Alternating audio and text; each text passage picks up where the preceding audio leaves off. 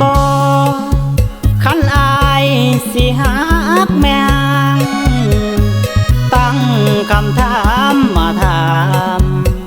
ว่ามันนั่นผิดบ่อนใดเฮ็ดเวียกเฮ็ดงานก็เก่งหักแท้เจ้าก็มีให้แต่ผัวเก่าเขาบ่ลำไหลถิ่มเจ้าไปแบบบ่หัวซาแม่ห่างมีน้ำใจเห็นยามใดงามส่ำผู้สาวผัวป่ามาได้สัวขาวผัวติดผู้สาวเห็นไม่มากหน้าเขานั้นมีของดีแต่เขาบ่จักหักษาเฮ็ดให้เจ้ามีน้ำตาบ่เข้าใจกันเลยเสียสินห่างเอาแม่ห้างเฮ็ดเมียหลายคนเอานั่นจนห่างมีหลายคนได้ดีจนว่ามีทรัพย์สินตั้งหลายอย่างเรื่องที่ผ่านสายไผนั่นก็เคยผ่านถือว่าเขาเปิดทางน้องเป็นแม่ห้างน้องยังบ่ตายแม่ห้างลูกหนึ่งลูกสองลูกสามอายกะสิเอาบ่ตีว่าเท่าอายบ่แค่คำว่าผ่านสายแม่ห้างก็เป็นคนอย่าไปคิดอีหยังมากมายเป็นแม่ห้างก็ย้อนผู้ชายน้องยังบ่ตายดอกเด้อน้อ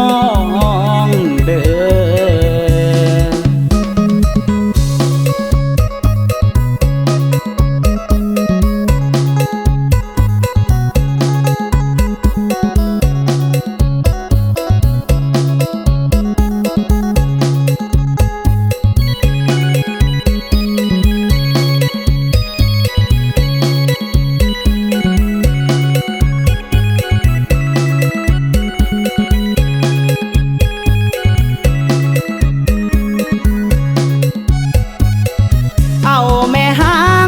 เมียหลายคนเอานั่นจนห่างมีหลายคนได้ดีจนว่ามีทรัพย์สินตั้งหลายอย่างเรื่องที่ผ่านสายไผนั่นก็เคยผ่านถือว่าเขาเปิดทางน้องเป็นแม่ห้างน้องยังบ่ตายแม่ห้างลูกหนึ่งลูกสองลูกสามอายกะสิเอา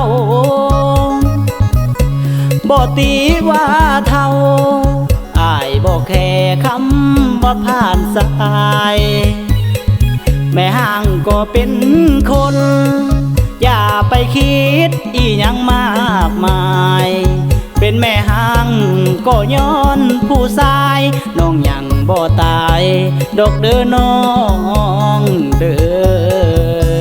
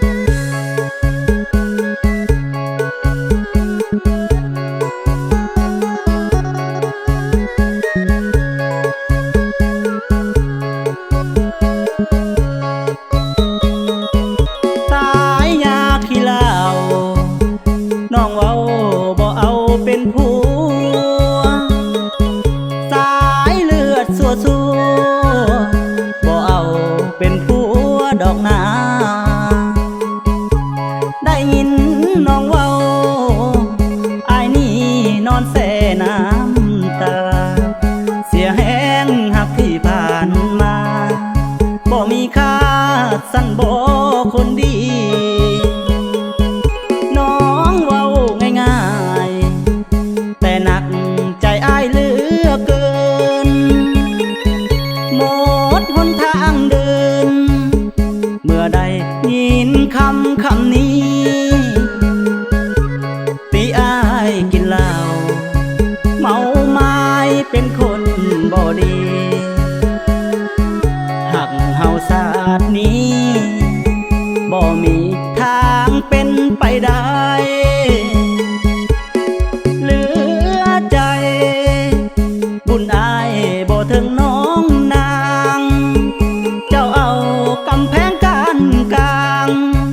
หาทางเลิกกันกับอายเจ็บอีหลีเต็มทีแล้วน้อหัวใจสิลืมน้องได้จังใด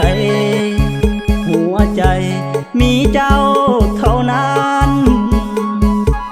ตระกูลขี้เหล้าเจ้าบ่อยากได้เฮ็ดแนวหัวใจอายแป้วฟังแล้วแสนทรมานบ่มีเหตุผลเพียงแต่หาทางเลิกกันโชคดีสะเดินงคานอายนี่มันคนบ่ดี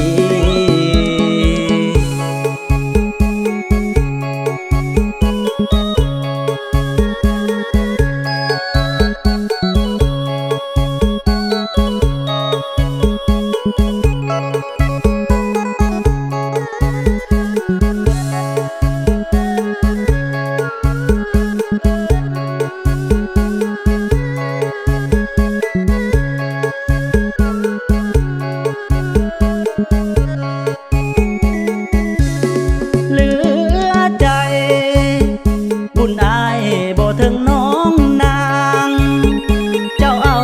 กำแพงกันกลางหาทางเลิกกันกับอายเจ็บอีหลีเต็มทีแล้วน้อหัวใจสิลืมน้องได้จังใดหัวใจมีเจ้าเท่านั้นตระกูลขี้เหล้าเจ้าบ่อยากได้เฮ็ดแนวหัวใจอายแป้วฟังแล้วแสนทรมานบ่มีเหตุผลเพียงแต่หาทางเลิกกันโชคดีสะเดินงคานอายนี่มันคนบ่ดี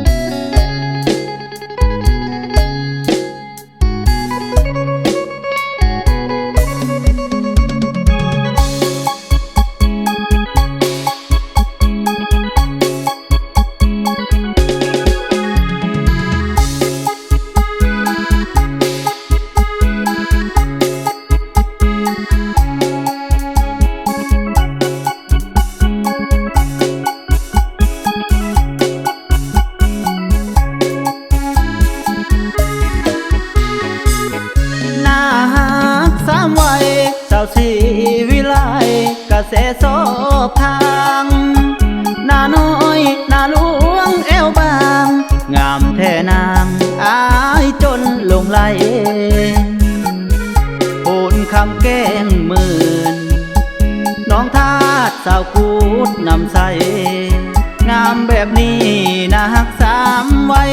อยากเป็นหวานใจของน้องกันดาขอเป็นเคยลาพาคงหน้าโมหน้าคองหวังมาห่วมเฮียงเคียงน้องเนื้อทองสาวพ้นนาดีเจ้าบ้านนาคำพาหอยสาวนามักมีคิดฮอดเจ้าลายอีลีอายจึงห้องเพลงไปหาเจ้าท่ากุกแขนนำกระป๋อยังรออยู่เด้อหน้าคำจวงอายหักเสมอคิดฮอดเด้อสาวโพนตะวันเจ้าบ้านพาเขียหน้าเผาเจ้างามจอมควันอ้ายนี่คิดฮอดทุกวันใจอ้ายนั้นคิดนำบังอ่อนป่ากล้วยหนองบอนอ่อนซ้อนเมื่อใดมาเห็นป่ากระสากงามแท้เนื้อเย็นถือว่าเป็นบุญตาของอายสาวดงนาคามคนงามฟังใจ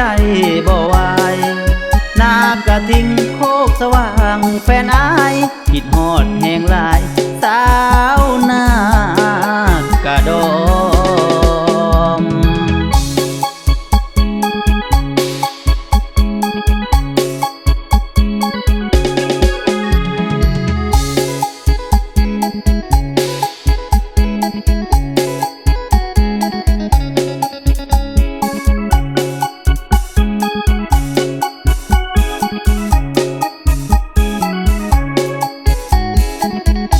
เจ้าท่ากุกแขนนำกระป๋อยังรออยู่เด้อหน้าคำจวงอายหักเสมอคิดฮอดเด้อสาวโพนตะวันเจ้าบ้านพาเขียหน้าเผาเจ้างามจอมควันอ้ายนี่คิดฮอดทุกวันใจอ้ายนั้นคิดนำบังอ่อนป่ากล้วยหนองบอนอ่อนซ้อนเมื่อใดมาเห็นป่ากระสากงามแท้เนื้อเย็นถือว่าเป็นบุญตาของอายสาวดงนาคามคนงามฟังใจบ่ไหวนากระทิงโคกสว่างแฟนอายคิดฮอดแห่งหล